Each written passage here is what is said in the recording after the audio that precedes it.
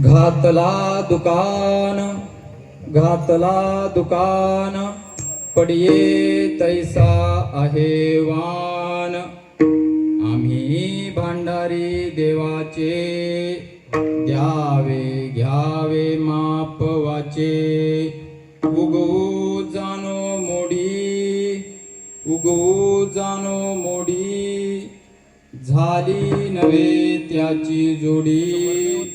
आम्ही भांडारी देवाचे द्यावे घ्यावे माप वाचे। तुका म्हणे पुडी मोल तैसी खरी कुडी। आम्ही भांडारी देवाचे द्यावे घ्यावे माप वाचे। पांडुरंगा करू प्रथम पांडुरंगा करू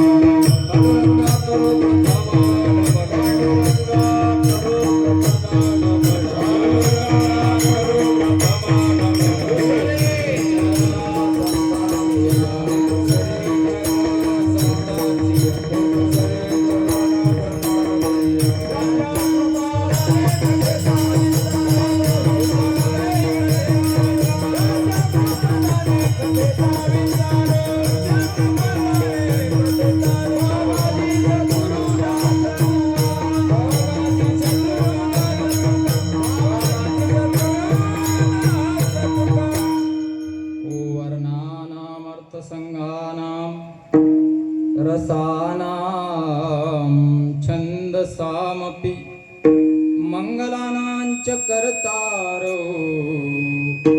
वन्दे वाणी विनायकं वन्दे विदेहतनया पदपुण्डरीकं।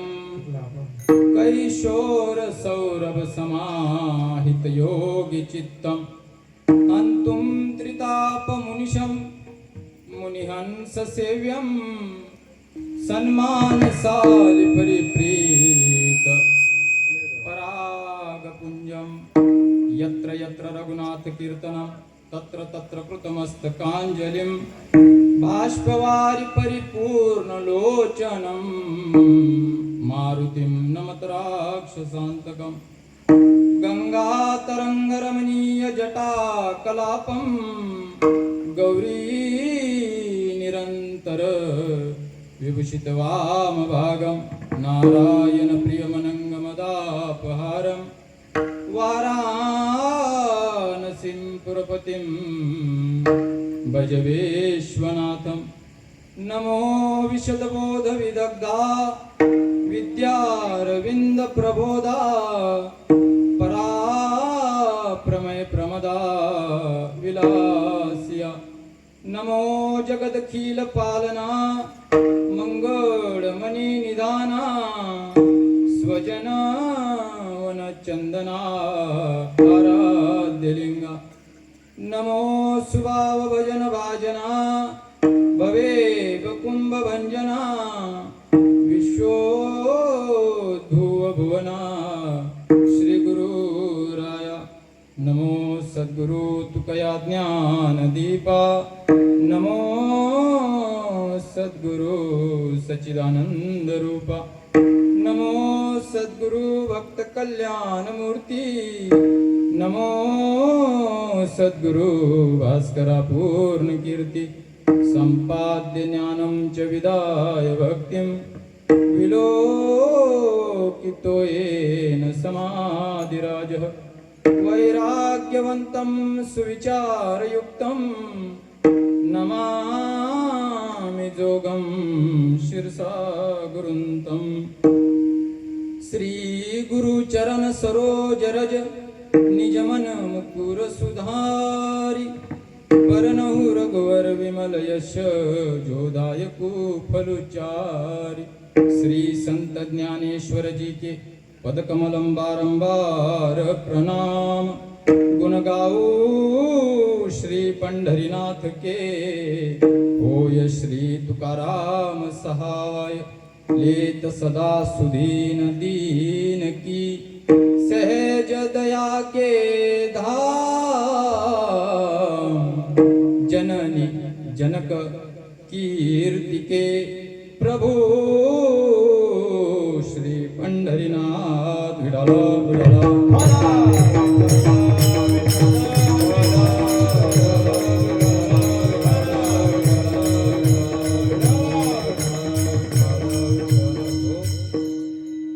घातला दुकान पडिये आहे तैसावान आम्ही भांडारी देवाचे द्यावे घ्यावे माप वाचे उगो जानो मोडी झाली नव्हे त्याची जोडी आम्ही भांडारी देवाचे द्यावे घ्यावे माप वाचे.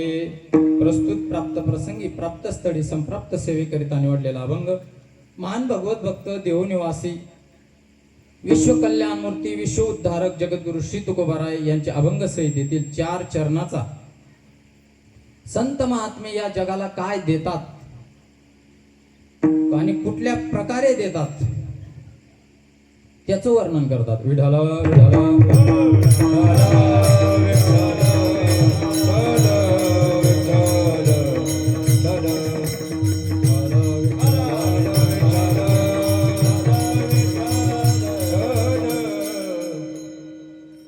भगवान श्री पांडुरंग परमात्म्याच्या कृपा आशीर्वादाने साधू संतांच्या पदस्पर्शाने पुनीत आणि पावन झालेल्या या सेंद्रिय बुद्रुक क्षेत्रामध्ये चालत असलेला अखंड भगवत नाम सप्ताह भागवत कीर्तन सप्ताह आणि त्या सप्ताहातील 3ऱ्या दिवसाची सेवा कार्यक्रमाचे संयोजक आयोजक मंडळाच्या वतीने गावातील भजनी मंडळाच्या वतीने ग्रामस्थांच्या वतीने आणि खास करून माझे गुरुबंधू हरिभक्त पारायण शुभम महाराज वानखेडे यांच्या आज्ञेने या सेवेचा योग आहे आणि तुम्ही सज्जन मायबापांचं मला दर्शन घडलेलं आहे. आजच्या कीर्तनाचे यजमान आहेत सेवेकरी आहेत हरिभक्त पारायण दिनेश माणिकराव ओले यांचेही मनापासून आभार. आजचे संत भोजनाचे अन्नदाते आहेत भाऊराव चंद्रभानजी ओले यांचेही मनापासून आभार. गावात आल्यावरती किंवा इथं उभं राहिल्यावरती एक गोष्ट सांगू वाटते ती म्हणजे अशी की शेंद्री गाव म्हणजे प्रति पंढरपूर आहे. कारण की पंढरपुरातही देवाचं महाद्वार पूर्वेकडेचे आणि देवाच्या समोर चंद्रभागा आहे. तशी इथंही नाव दुसरं असेल पण हाय चंद्रभागाच. विठाल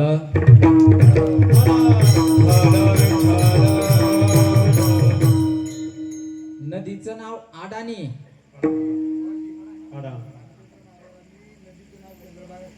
चंद्रभागाच ठेवलं बरोबर. मी त्या नावावरती काही आक्षेप नाही पण मी आडानी नावाचा भाव सांगतो.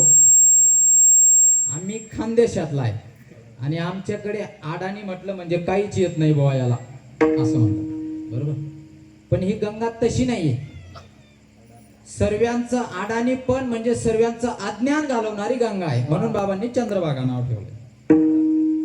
संत महात्म्यांच्या कृपा आशीर्वादाने या गावाला ज्या महात्म्यांचे आशीर्वाद लाभलेत किंवा यांचे संत चरण लाभलेत गुरुवारे वैकुंठवासी बोधे बाबा असतील गुरुवारे वैकुंठवासी भाऊसाहेब बाबा वरोलीकर असतील गुरुवारे रामचंद्र बाबा नागपूरकर असतील गुरुवारे अमृत बाबा असतील आणि आपल्या गावातील हरिभक्त पारायण वैकुंठवासी गुरुवारे सीतारामजी बाबा असतील. या महात्म्यांच्या पुण्याने अखंड हरिनाम सप्ताह चाललेला आहे. या सप्ताहातील काही विशेष आहेत ते म्हणजे हरिभक्त पारायण ज्यांच्या अमृतवाणीतून आपण भागवत श्रवण करतायत ते सुरेश महाराज बाकडे आडंदीकर या महाराजांचे आभार. मला साथ करणारे हरिभक्त पारायण आमचे गुरुबंधू रुपेश महाराज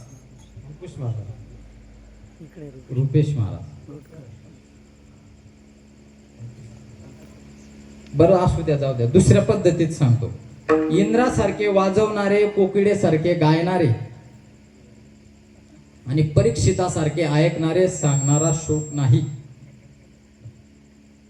आमची गायक मंडळीमध्ये शुभम महाराज असतील, पवन महाराज असतील, विष्णू महाराज असतील, आमचे काशीनाथ बुवा असतील. बुवाजी आपलं नाव नाही माहिती, रुपेश महाराज का, आणि हे अंकुश महाराज. घोड झाला. आमचे गोपाल महाराज असतील, शिवम महाराज असतील, महाराज अभिनव महाराज असतील, पहिल्या दिवसाचे विदर्भ रत्न आमचे हरिभक्त पारायण गौरव महाराज असतील, बाबाजी आकोटकर बाबा असतील, आणि सर्वच गावातील टाळकरी, वाडकरी, मारकरी, धारकरी, बालदार, चोपदार, विनेकरी, गावातील महिला मंडळ, पुरुष मंडळ, बालमित्र मंडळ, तरुण मंडळ, गावातील धार्मिक, आध्यात्मिक सर्व क्षेत्रातील शैक्षणिक, क्रीडा, कला, गावाचे सरपंच, उपसरपंच, पोलीस पाटील, तलाठी, ग्रामसेवक, सोसायटीचे चेअरमन, व्हाईस चेअरमन, कोणी सुटायला नको ना. सर्वांचेच मनापासून आभार. परिसरातील आलेली काही भाविक भक्त मंडळी असेल त्यांच्याही विषयी अंतकरणात आदरभाव व्यक्त करतो आणि माझ्या कीर्तन सेवेकडे वळतो. विडाला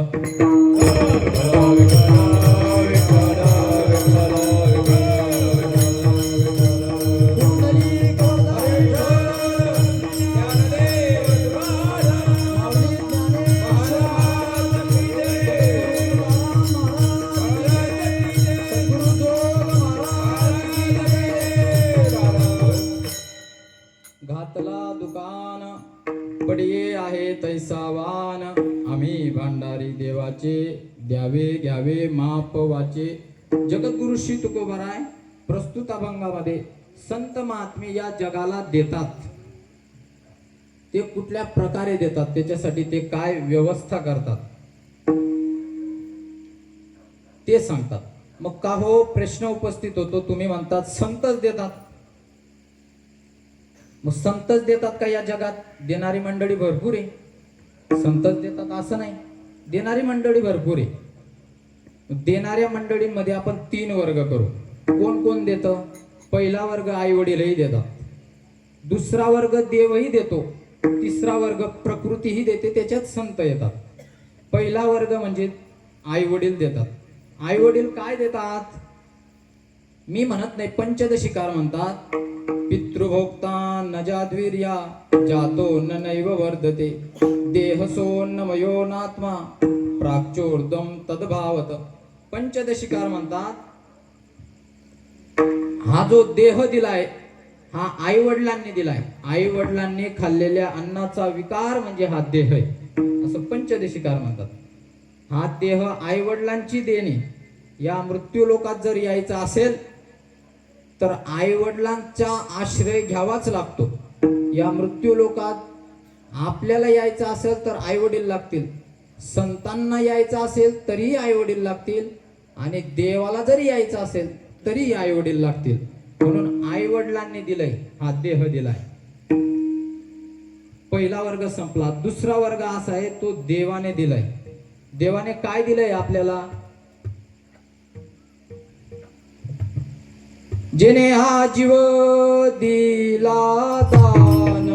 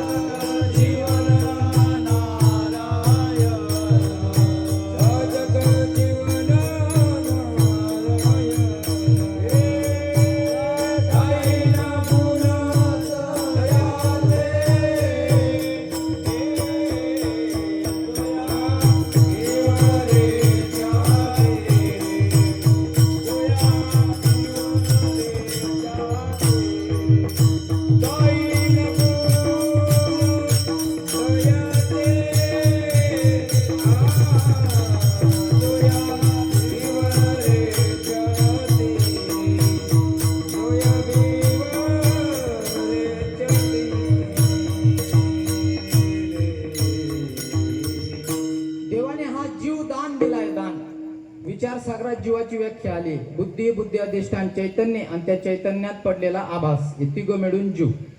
असा जीव दान दिला. आई वडिलांनी देह दिला, पण त्या देहात जो जीव दिलाय तो देवाने दिलाय. देवाने जीव दिला. देवाने आणखी काय दिलंय? दिले इंद्रिये, हात पाय कान.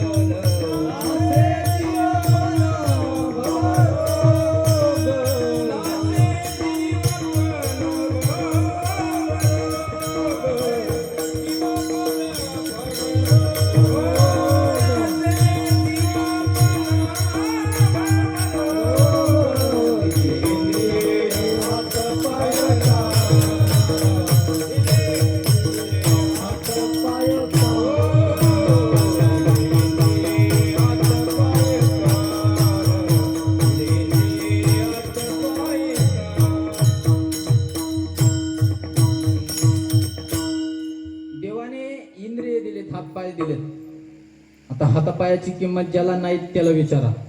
देवाने जर डोळे दिले नसते तर, कान दिले नसते तर, हात दिले नसते तर, देवाने पंच ज्ञानेंद्रिय, पंच कर्म इंद्रिय दिले. कुठली कुठली पंच ज्ञानेंद्रिय? शब्द, स्पर्श, रूप, रस, गंध. या पाचही इंद्रियांसाठी माऊली ज्ञानोबरायांनी एक एक ओवी खर्च घातली. विडाल विडाल विडाल.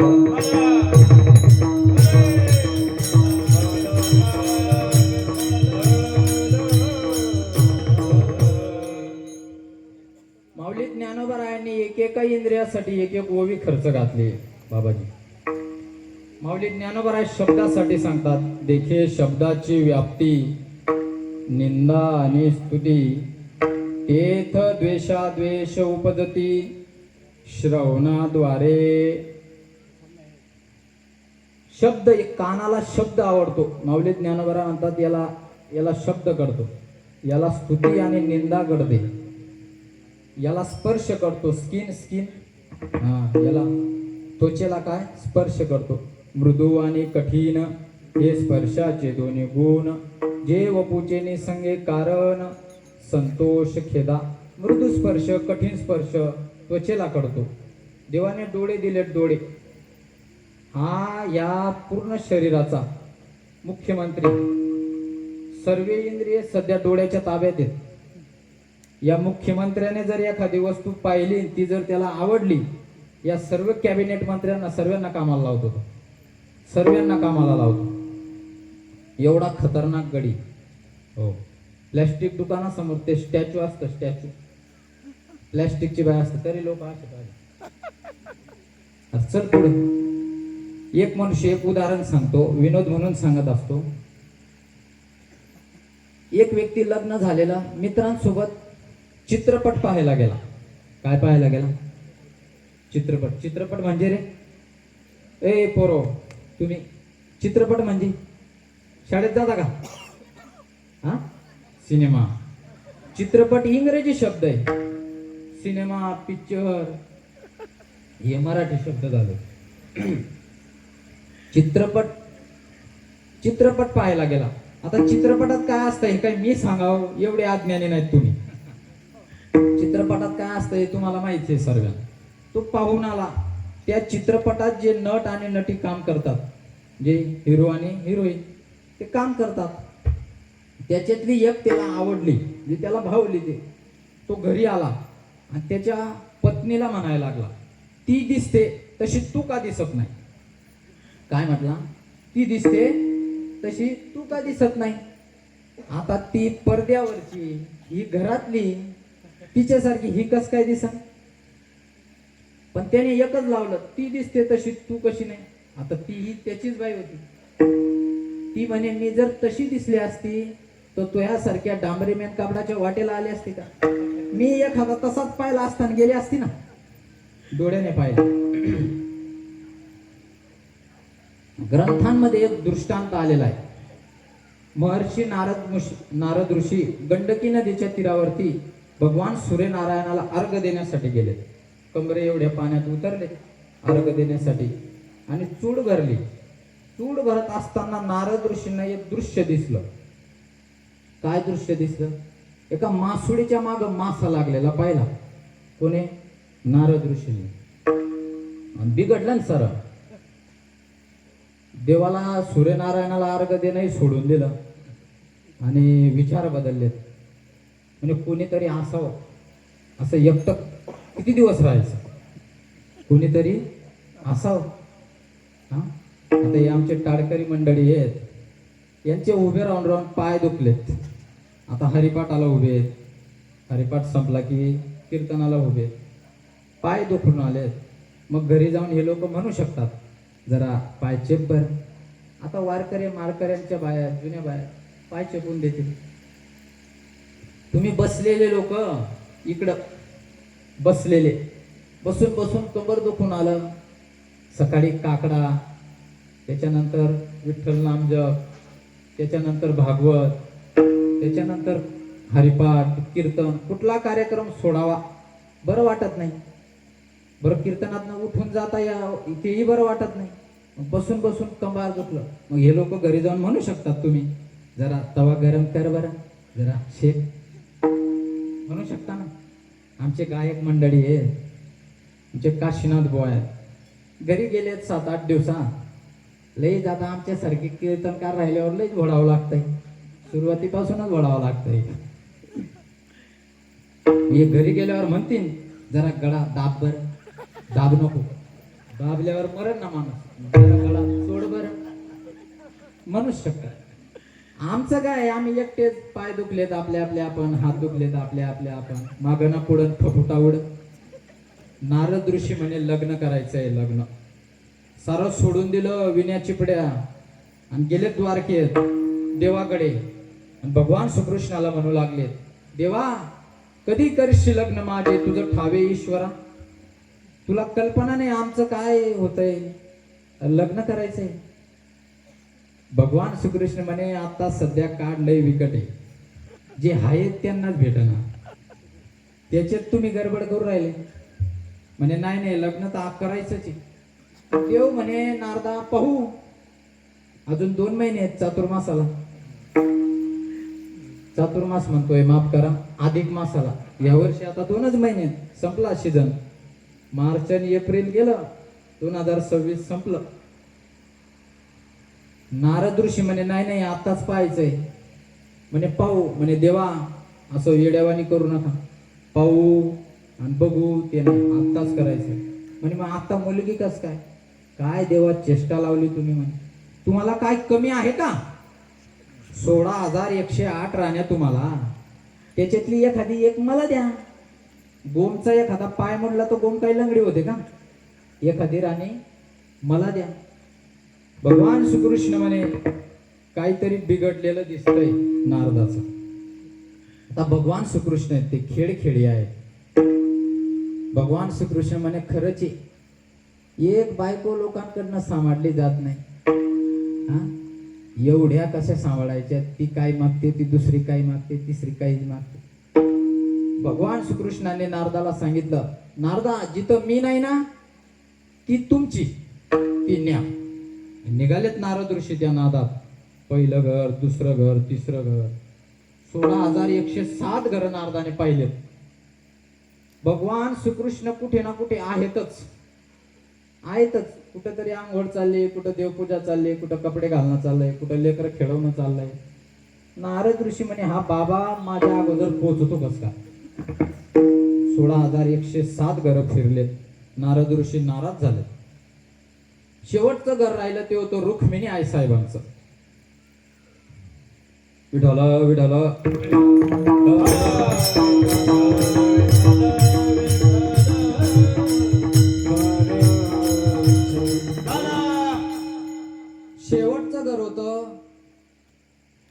शेवटचं घर होतं ते होतं रुक्मिणी आई साहेबांचं.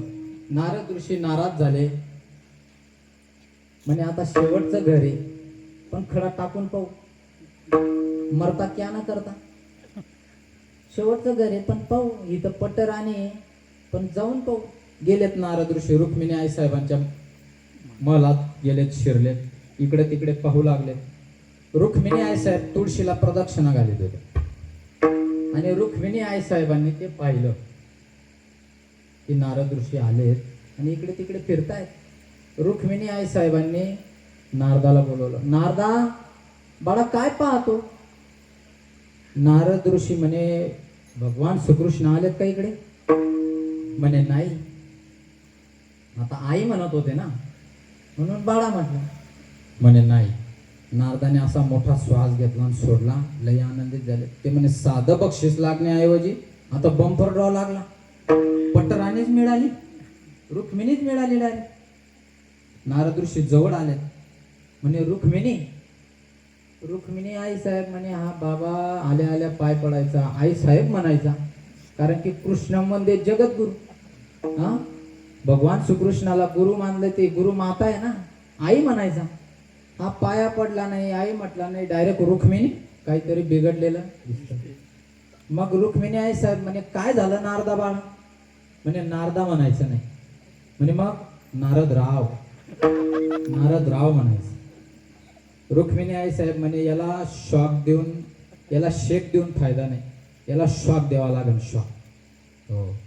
याला इथं अकोल्याजवळ आजूबाजू कुठल्याच दवाखान्यात याचा उपचार होणार नाही, याला बाहेर पुणे मुंबईला न्यावं लागतं. मग रुक्मिणी आई साहेब म्हणे काय झालं नारदराव? मग नारद म्हणे देवात आणि माझ्यात असा करार ठरलाय की जिथं मी नाही ती राणी तुझी. आता तुम्ही माझ्या पत्नी आणि मी तुमचा पती. मग चला म्हणे माझ्यासोबत. रुक्मिणी आई साहेब म्हणे नारदा मी जर अशीच तुमच्या सोबत आली तर मला तुमची पत्नी तुम्हाला माझा पती कोण म्हणे? कोणी हेच म्हणेन की नारद ऋषी आणि रुक्मिणी आई साहेब चालले. म्हणे मग तुम्ही आंघोळ करून या. एवढ्यात मी देवाच्या नावाचं मंगळसूत्र काढून ठेवते, 2 हार आणते, 1 हार तुम्ही मला घालायचा, 1 हार मी तुम्हाला घालेन. मग तुम्ही पुढं पुढं, मी माग गेले नारद ऋषीच्या नादात आंघोळीला. जिथं आंघोळीला गेले त्या डोहाला पार्वती आई साहेबांचा श्राप होता. काय श्राप होता? तिथं स्त्रीचा पुरुष आणि पुरुषाची स्त्री व्हायची. आणि गेलेत नारद आणि तिथं डुबकी मारली. केशवाय नमा, माधवाय नमा, गोविंदाय नमा, बुचकी मारली. शेंडी गेली आणि लांबलचक वेणी आली. चिपड्या गेल्या आणि बांगड्या आल्या. ऊर्ध्व पुंड्र गेला, नथ आली. नथ फजिती झाली नारदाची. 9वार धोतर गेलं, 9वार साडी आली. फजिती झाली नारदाची. नारद की तो भाई नारदीन. नारदाची नारदीन झाली. लाजत लाजत बाहेर आली. बाहेर एक दिव्वरराज नावाचा कोळी राजा होता. त्याने हात धरला. म्हणे कुठं नेत? चल नांदायला. कुठं नेते? त्या राजाने नेली. वर्षकाठी एक, वर्षकाठी एक, वर्षकाठी एक, असे प्रभव विभव 60 संवत्सर आणि 61वी मुलगी. 60 मुलं आणि 61वी मुलगी. 61 बाळातपण झाले नारदीचे. 61 बाळातपण. काय करत असतील ते लेकर? अहो एक घरात असतंय तर त्या घरातल्या बाया म्हणतात याला ने ना घरी, याला बाहेर नाही फिरायला. तो म्हणतो याला बाहेर नको, आलाय त्रास देतो, याला घरातच राहू दे. आता ते 61 लेकर काय करत असते? की नारदीन कंटाळली. ती म्हणे आता जीवच देते. पुन्हा त्याच डोळ्यात जीव द्यायला आली. पण म्हणे डोळ्यात उडी मारली तेवढ्यात विचार आला की आत्महत्या करणं काय पापी. बाहेर निघाली. वेणी गेली, बांगड्याही गेल्या, नथही गेली. आणि नारद ऋषी जसेच्या तसे झाले. नारद ऋषी म्हणे अरे बापरे वाचलो. देवाची बायको मागितली फक्त तर 61 बाळात पण. नारद ऋषी म्हणे आता नको, लग्नाच्या भानगडीत नको. मग आता आपण जर दवाखान्यात गेलो, आपली तब्येत बरी झाली ना, आपल्याला जर डिस्चार्ज घ्यायचा असेल, डायरेक्ट घरी जाता येतं का? डॉक्टर येतात, चेक करतात, मग सांगतात ओके आता जा घरी. मग नारद ऋषी डायरेक्ट कसे जाते? रस्त्यातच आई साहेब उभे होते हार घेऊन. म्हणे नारदराव लय जू शिरकेला आंघोळीला. नारद ऋषीने रुक्मिणी आई साहेबांचे पाय धरलेत. आई साहेब चुकलो होतो, एक कान शेतीतच लावायची, एक सडवाडात पण. आई साहेब म्हणे नारदा बाळा, कान घरच्या घरी टोचून चालत नाही, सोनाराकडनं टोचावा लागतो. तुम्ही सांगा हे कशासाठी सांगितलं? याने पाहिलं, याने काय केलं? फक्त पाहिलं. आता आपण मोबाईल मध्ये, आता हे काय विचित्र आहे, हे सांगू नाही आपण, हे विचित्र आहे. मग देवाने हे पंचज्ञान इंद्रिय दिलीत, शब्द स्पर्श रूप रस गंध, पण त्या इंद्रियांची धाव बाहेर आहे, स्वस्वरूपाकडे नाही, बाहेर आहे, बहिर्मुख आहेत. आणि या इंद्रियांच्या ठिकाणी अज्ञान आहे, अज्ञान. मग हे अज्ञान संत घालवतात. मग देवही देतो, पण देव कुठंतरी कमी पडला, दुसरा वर्ग संपला. तिसरा वर्ग सांगतो तो म्हणजे प्रकृती देते. प्रकृती, प्रकृती स स स स स स स स स स स म्हणजे रानातलं सस नाही. स म्हणजे 5 स सांगतो. स म्हणजे सूर्य, स म्हणजे सरिता, स म्हणजे समुद्र, स म्हणजे संत संग, आणि स म्हणजे संत. 5ही लोक देणारे. आता स म्हणजे सूर्य. सूर्य काय देतो? सूर्य काय देतो? सूर्य हा मुख्य ऊर्जेचा स्रोत आहे. सूर्यापासून ऊर्जा मिळते, सौर ऊर्जा, ऊर्जा मिळते. सूर्य मुख्य ऊर्जेचा स्रोत आहे. शेतकरी वर्ग आहे, थोडं वेगळ्या प्रकारे सांगतो. उन्हाळ्यात एकर भर जर मका लावला तो एकराला 40 क्विंटल होतो, आणि तोच मका पावसाळ्यात लागवड केला तर एकराला 25 क्विंटल होतो. मग कोणामुळे वाढला तो मका? सूर्यकिरणामुळे. सूर्य मुख्य ऊर्जेचा स्रोत आहे, जगाचा आत्मा आहे सूर्य. आपलं उठणं आणि झोपणं हे सूर्यावर अवलंबून आहे, चंद्रावर नाही. सूर्य उदयाला आला की उठणं आहे, आणि सूर्य अस्ताला गेला की झोपणं आहे. सूर्य, सूर्य देतो. संपला विषय. सरिता, सरिता म्हणजे नदी. नदी काय देते? नदीमध्ये वाढू मिळते. वाढूने काही लोक कोट्याधीश नाही, अब्जाधीश झाले. वाढू देते, वाढू नदी. आणि नदीतनं आणखी काय मिळतं? नदीतनं पाणी मिळतं, पाण्याचा स्रोत आहे. शेतीला पाणी, आंघोळीला पाणी, भांडे धुवायला पाणी, पाण्याचा स्रोत आहे. नदीतनं काय मिळतं? पाणी मिळतं. एका ठिकाणी असंच सांगितलं की नदी देते, सांगितलं नाही काय देते. कीर्तन संपल्यावर एक आला, त्याच्या मागून दुसरा आला, म्हणे महाराज तुम्ही सांगितलं नाही नदी काय देते. तेवढ्यात त्याचा मागून दुसरा म्हणे काय लेका, तुला माहित नाही का नदी काय देते? म्हणे नदीत मासे नाही का मिळत? तुला दुसरं काहीच सापडलं नाही का नदीत? सरिता म्हणजे नदी. तिसरे समुद्र. समुद्र काय देतो? समुद्रातनं रत्न मिळतात. समुद्र हा मुख्य पाण्याचा स्रोत आहे. समुद्रातनं रत्न मिळतात, त्याचं एक नाव रत्नाकर आहे, समुद्र. आणि म्हणजे सतसंग. संत संग काय देतो? संत समागमे एखादी परी व्हावे त्याचे द्वारी श्वानयाती. पुढचं चरण महत्वाचं आहे. तेथे रामनाम होईल श्रवण, घडेल भोजन उज्जिष्टाचे. काय? संत संगतीमुळे रामनाम श्रवणाला मिळतं. हे सतसंग देतात. मग संत काय देतात? संत काय देतात? काय देतात संत? काय देतात सांगा ना. सरकारचं दिलेलं पुरत नाही, माय बापाचं दिलेलं उरत नाही, जीव परमार्थ करत नाही, पापीवंत कधी तरत नाही, कीर्तिवंत कधी मरत नाही, विष कोणाला जिरत नाही, समुद्र कोणाकडून भरत नाही, सत्य कोणाला डरत नाही, आणि एवढं तुमच्या डोक्यात शिरत नाही. विडाला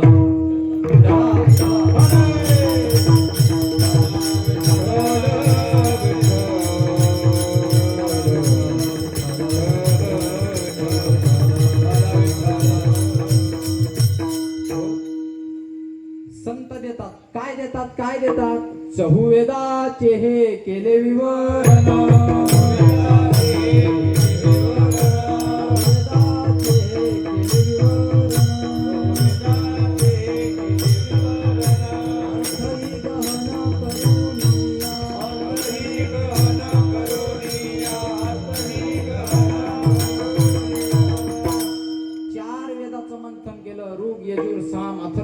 मंथन केलं. नामाचं चिंतन आणि शास्त्राचं मंथन, चिंतनात चित्त शुद्धी, मंथनात नवनीत प्राप्ती. भरपूर प्रमाण आहेत. संत महात्मे देतात. मग काय देतात? तर एमेला आणि बीएला ही आर्ट शाखा आहे, म्हणजे कला शाखा आहे. या क्षेत्रात जो अभ्यासाला गेला आणि त्याने जर स्पेशल मराठी वाङ्मय निवडलं तर त्याला जगद्गुरु श्री तुकोबारायांचा गाथा आणि माऊली श्री ज्ञानोबारायांच्या ओव्या अभ्यासाला आहेत. कोणाला? बोलत चला, कोणाला? एमेला आणि बीएला. आणि जे एमेला आणि बीएला अभ्यासाला आहे ते आळंदीला वारकरी शिक्षण संस्थेत पहिल्या वर्षाला आहे. विडाला विडाला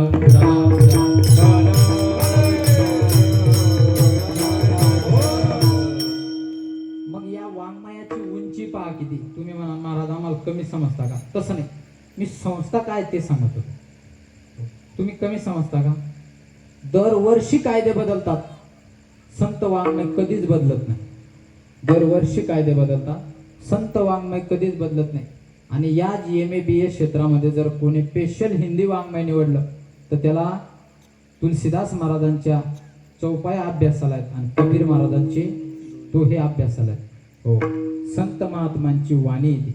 संतांची वाणी अमृताची खाणी, नाही ज्याचा भंग त्याला म्हणतात अभंग.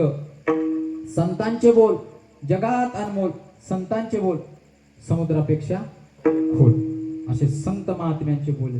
मग काय देतात हे संत महात्मे? काय देतात सांगा ना महाराज, काय देतात? काय देतात? जरा वेगळ्या प्रकारे मांडतो मी. थोडा सरकार करून फिरून येतो.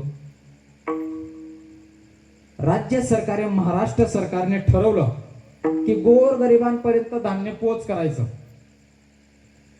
मग 36 जिल्हे, 40,000 गावं, 11 कोटी लोकसंख्या, एवढ्या लोकांना धान्य पोच करायचं. मग आंध्राचा तांदूळ आणला, पंजाबचा गहू आणला आणि एवढ्या 40,000 गावांना, छोट्या गावाला 20 पोते, मोठ्या गावाला 50 पोते, या प्रकारे वाटप करायचं.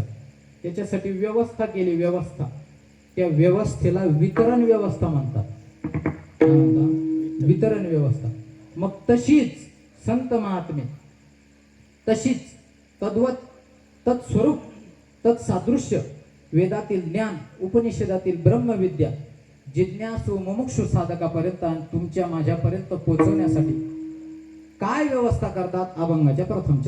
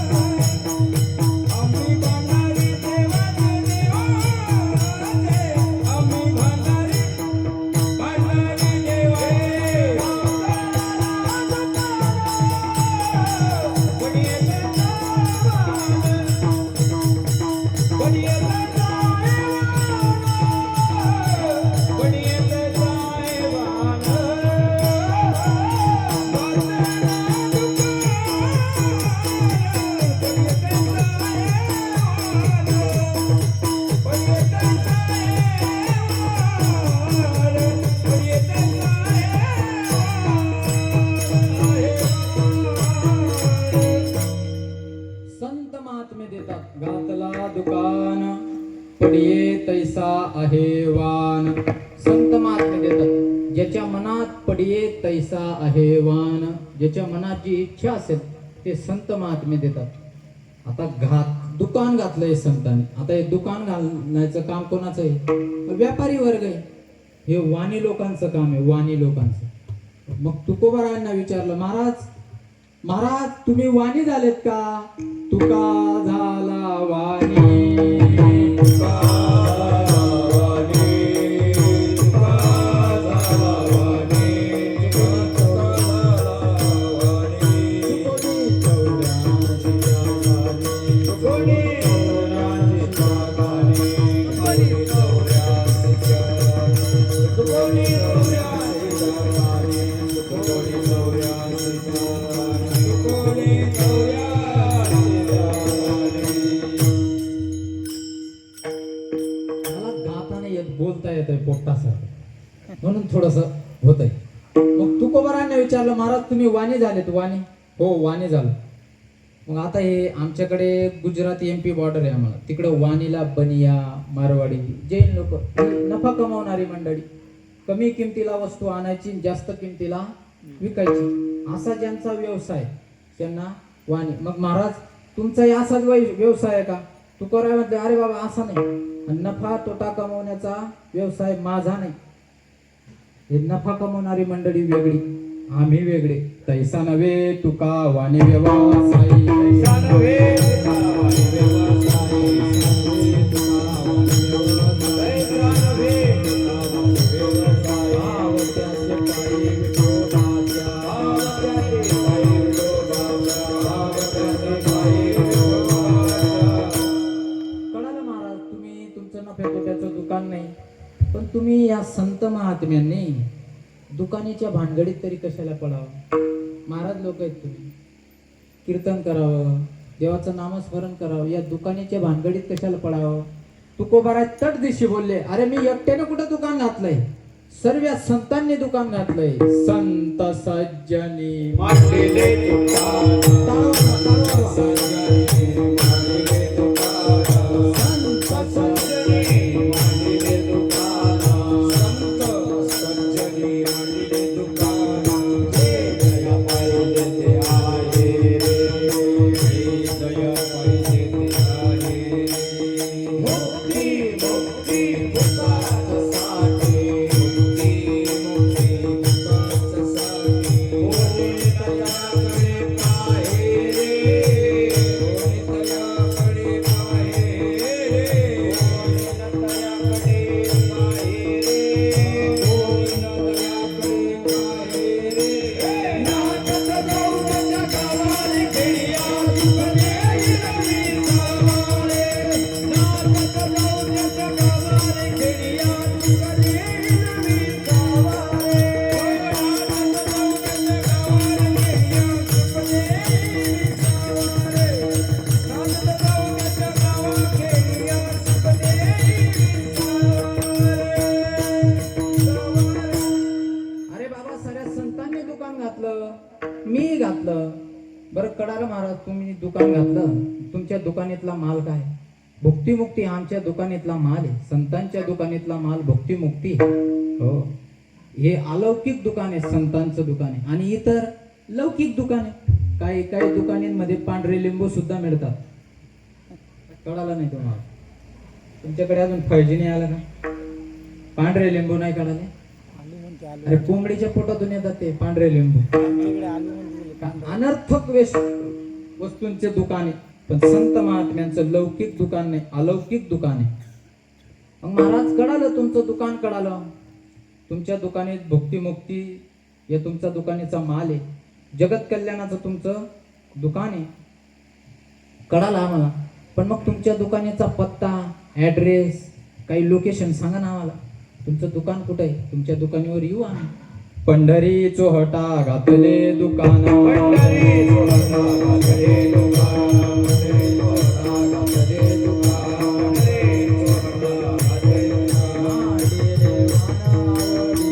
मांडिले वानावडीचे, मांडिले वानावडीचे.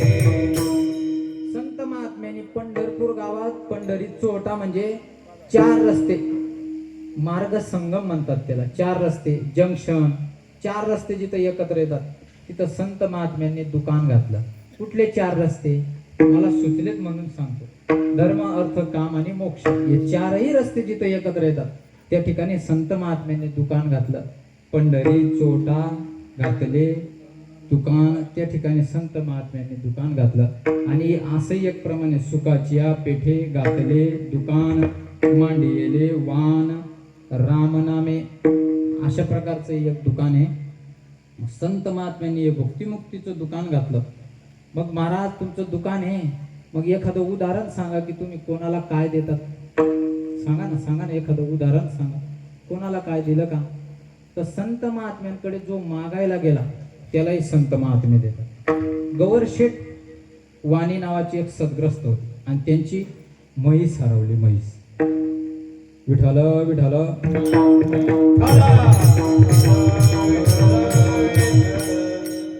गवरशेठ वाणी नावाची एक सद्ग्रस्त होते आणि त्यांची म्हैस हरवली.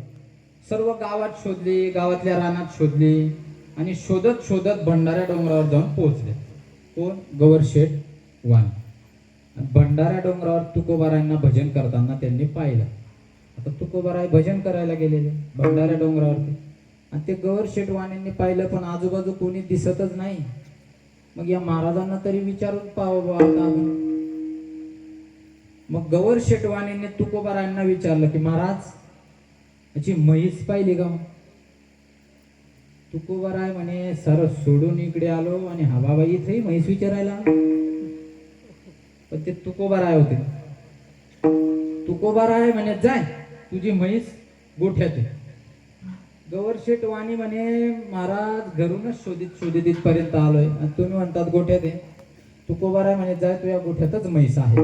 त्यांनी तुकोबारायांच्या शब्दावरती वाणीवरती विश्वास ठेवला. घरी गेले, घरी पाहिलं तर म्हैस गोठ्यातच आहे. त्यांना कळालं महाराजांचा अधिकार काय. ते पुन्हा परत डोंगरावरती आलेत, महाराजांना शरण गेले. कोण हे गवरशेठ वाणी. तुकोबारायांचे 14 टाळकऱ्यांपैकी एक गवरशेठ वाणी.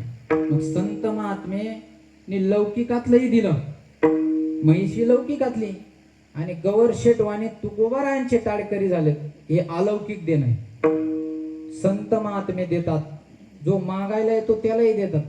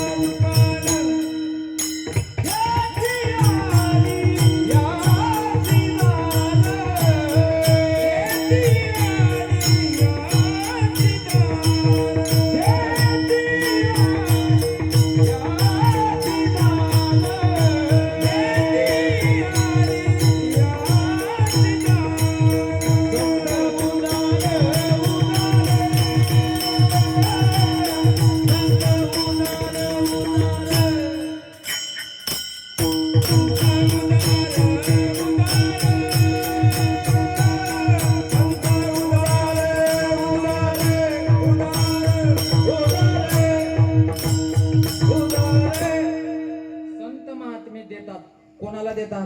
जो मागायला येतो, जो शरण येतो त्याला तर देतातच, पण जो संतांना मारायला आला त्यालाही देतात. असं कोणी दिलंय का? एकदा नारद ऋषी या मृत्यू लोकातनं भटकत असताना नारद ऋषीची वाल्या कोड्याची गाठ पडली आणि नारद ऋषीचा रस्ता वाल्या कोड्याने अडवला. वाल्या कोड्याने नारद ऋषींचा रस्ता अडवला आणि म्हणे काढा, काय काय तुमच्याकडे काढा, काय असतील पैसे विषय काय असतील ते काढा.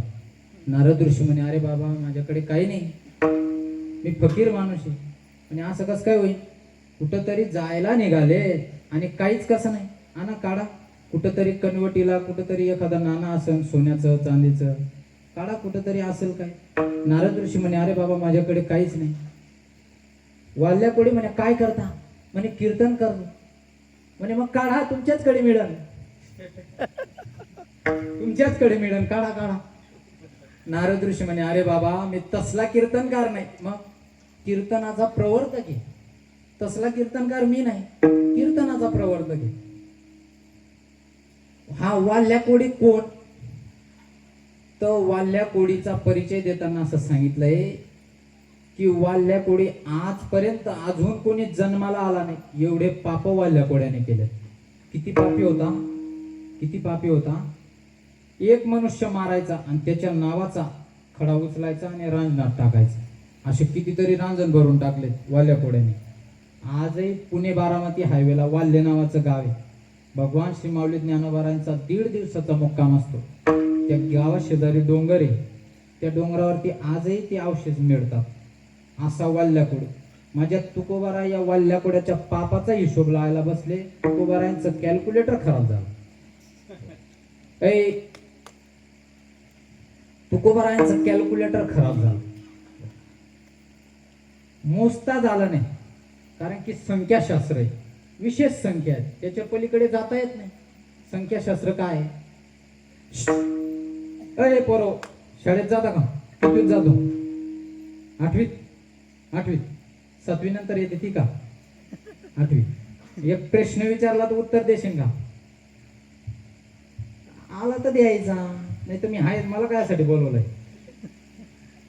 हा, मला सांग. गणितातला प्रश्न आहे, आजूबाजूच्यांनी सांगायचं नाही, नाही तर गणिताच्या पेपरला विज्ञानाचा उतारा पुराव सांग. मला सांग, एकक नंतर काय येतो? दशक. दशकानंतर शतक. शतकानंतर हा हजारानंतर दशहजारानंतर दशलक्ष नंतर दशलक्ष नंतर कोटीनंतर दशकोटीनंतर दशाब्जानंतर दशाब्जानंतर. पुढचं सांगितलं ना मी, दशाब्जानंतर. हा, बाकीच्यांनी बोलला. तुम्ही असं सर्व एकत्र मिळून पेपर सोडून राहिले. दशाब्जानंतर खर्व. दशखर्व नंतर निखर्व. दशनिखर्व. पद्म. दशपद्म. शंख. दशशंख. अर्बुद. दशार्बुद. परार्ध. दशपरार्ध. संख्याशास्त्र कुंठित झालं. या एकही संख्येत वाल्या कोड्याचं पाप लिहिता आलं नाही. माझ्या तुकोबारायांनी ते पाप लिहून दिलंय. ब्रह्महत्या, राशी, पातके, अपार. अपार शब्द संख्याशास्त्रात नाही. अपार पाप केले त्या वाल्या कोड्याने, अपार असे पाप केले. आणि नारद ऋषींचा रस्ता अडवला. नारद ऋषी म्हणे, तुला हवं ते देतो, मला मारू नको. तुला हवं ते देतो, पण माझ्या एका प्रश्नाचं उत्तर दे. एवढं पाप जे तू करतोय याच्यात कोणी सहभागी आहे का? याच्यात कोणी वाटा? म्हणे मग गरीब बाई आहे, मुलं आहे, त्यांच्यासाठी तर करतो. नारद ऋषी म्हणे, त्यांना जाऊन विचारून ये. म्हणे, महाराज वेळ समजता का? मी घरी विचारायला गेलो, तुम्ही इकडे गेले. मग म्हणे, मला बांधून दे. संत महात्मे स्वतःला बांधून घेतात. कोणाला? जीवाला मुक्त करण्यासाठी. नारदांनी स्वतःला बांधून घेतलं. वाल्यापुढे घरी गेला विचारायला त्याच्या पत्नीला. त्याच्या पत्नीला योगायोगाने त्या दिवशी विंचू चावलेला. विंचू चावल्यावर कसं कसं वाटतंय? गारगार वाटतंय. कसं वाटतंय? कोणाला विंचू चावलाय का? इथं वरती हात करा बरं. आजीलाच चावलाय. कोणालाच बाकीच्यांना, कोणालाच. मला चावलाय स्वतःला. विंचू चावल्यावरती तुम्ही इंजेक्शन घ्या की काही घ्या, त्याचा दणकाच असा आहे की ते 24 तासापर्यंत ते उमजू देत नाही. त्या दिवशी नेमका त्या वाल्यापुड्याच्या पत्नीला विंचू चावलेला आणि वाल्यापुडी घरी गेला. त्याच्या पत्नीला विचारू लागला, म्हणे, का ग, मी हे जे एवढं पाप करतो याच्यात अर्धा वाटा तुझा. वाल्यापुड्याची बायको म्हणे, काय संबंध? काय संबंध काय? म्हणजे अगं हे कोणासाठी करतो? तुमच्यासाठी. काहीच संबंध. मला लग्न करून आणलंय, मी जबाबदारी आहे तुमची, तुमचा धर्म आहे पत्नीचा सांभाळ करणं. अगं म्हणे एवढं पाप करतो याच्यात अर्धा वाटा नाही का? वाल्या कोड्याची बायको हुशार होती. ती म्हणे, मला सकाळपासून विंचू चावलाय, असा अशा वेदना होत आहेत, याच्यातल्या अर्ध्या तुम्ही घ्या ना. वाल्या कोडे म्हणे, वेळी झाली का तू? तुझ्या वेदना विंचू तुला चावला, मला कस काय वेदना घेता येईल? मग म्हणे, पाप तुम्ही करताय, मला कस काय घेताय? वाल्याकोडी म्हणे अरे बापरे, महाराज सांगत होते तेच खरं आहे. वाल्याकोडी पुन्हा जंगलात गेला, नारदांना सोडलं, नारदांना शरण गेले. म्हणे महाराज फार पाप केले, या पापातनं मुक्त कसं व्हायचं? नारद ऋषी म्हणे घाबरू नको, संसाराची विशिष्ट वेळ आहे, विशिष्ट वयाच्या पलीकडे संसार करता येत नाही. 60 नंतर संसार करता येत नाही, 25 वर्षाच्या वयानंतर शिक्षण घेता येत नाही, कमवावंच लागतं, घेताच येत नाही. फार कमी लोक असतात ज्यांना घेता येत नाही. 60 नंतर संसार करता येत नाही. पण परमार्थाची व्यापकता एवढी की 5 वर्षाच्या भक्त प्रल्हादापासून तर 1400 वर्षाच्या चांगदेवापर्यंत परमार्थाची व्यापकता आहे. आपण याच्यातच कुठंतरी मध्ये आहोत ना. तर भक्त प्रल्हादासारखे आपले कितीतरी 5 वर्ष गेले, आपण काही 14 वर्ष जगणार नाही, 1400 वर्ष, पण आपण इथंच कुठंतरी मध्ये आहोत ना. मग परमार्थ केला पाहिजे. जे कोणी काकड्याला येत नाही त्यांनी काकड्याला आलं पाहिजे. नाही काकड्याला येता आलं, विठ्ठल नामस्मरणाला या. नाही त्याला येता आलं, भागवताला या. नाही त्याला येता आलं, हरिपाठाला या. नाही येता आलं, कीर्तनाला या. हा महोत्सव पुन्हा मिळणार नाही. शाश्वती देता, गॅरंटी देता. काही लोक म्हणतात उद्या जाऊ कीर्तनाला. गॅरंटी आहे का आपली? काळ आपल्या पाठीमागं लागलेला आहे, आपली गॅरंटी नाही. आज काय परमार्थ करायचा आहे तो करून घ्यायचा. परमार्थाची वेळ गेली की पुन्हा येत नाही. नारद ऋषी मध्ये घाबरू नको वाल्या, मी सांगतो तेवढं कर. काय मन राम. तर वाल्याने पाप जेवढे केले होते की मुखातनं रामच येत नव्हता. राम मन शांत बसा रे विडाला.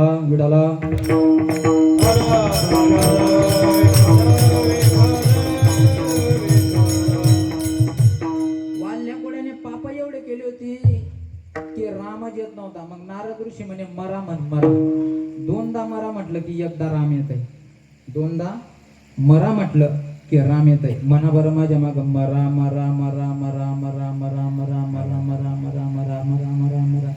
राम राम राम. श्रीराम जय राम जय जय राम. श्रीराम जय राम जय जय राम. राम जय राम जय जय राम.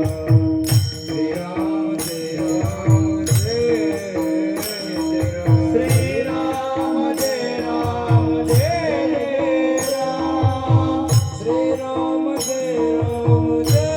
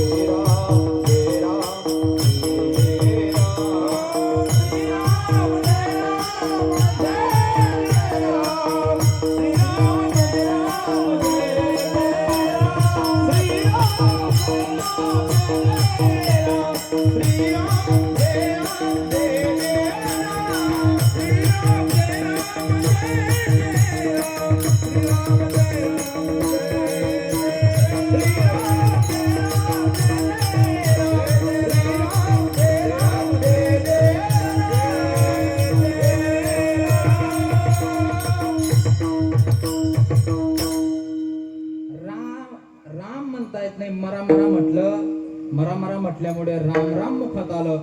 एवढं रामाचं नामस्मरण झालं की अंगावरती वारुड आलं. त्या वारुडाला संस्कृतात वल्ली म्हणतात. आणि त्या वल्ली नावावरनं वाल्याकोड्याचं नाव वाल्मिक ऋषी पडलं. त्या वाल्याकोड्याचा वाल्मिक झाला. त्या वाल्मिकांचा एवढा अधिकार झाला की केले रामायण रामा आधी. रामाआधी रामायण लिहून ठेवलं आणि एका डाकूने लिहिलेलं देवाला वागावं लागलं. हे कोणी दिलंय? विठाला विठाला विठाला.